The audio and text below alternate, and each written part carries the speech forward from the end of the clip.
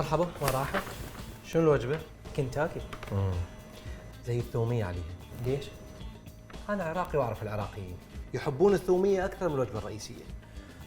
خليها بلوشي. مرحبا. يا مرحبا. شنو الوجبة؟ سمك. خليتها لبن؟ لا ما طلبوا لبن. يجوز ننسى، أنا عراقي وأعرف العراقيين، السمك وراه لبن. خلي له لبن وخليها بلوشي. مرحبا. اهلا. شنو الطلب؟ قهوه مثلجه، بعد تعرف الدنيا حاره. الدنيا حارة. لا تخلي شاي حار.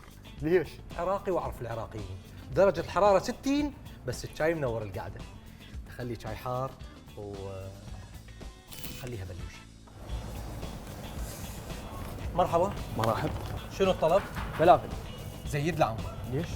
أنا عراقي واعرف العراقيين، الفلافل لازم تسبح بالعنبر وخليها بلوشي. اي يا اخوي السائق طلع لك قبل نص ساعة. ليش تقول هالشيء؟ احنا عراقيين ومواعيدنا غير مضبوطة. تجيب يا عيني، أنا عمري لا أنا السائق وهسه بالمطعم، هسه راح أجيب الطلب وأجي لك. يا عيني أنا سائق طلباتي، يعني كلامنا صدق ومواعيدنا مضبوطة. جيب الطلب.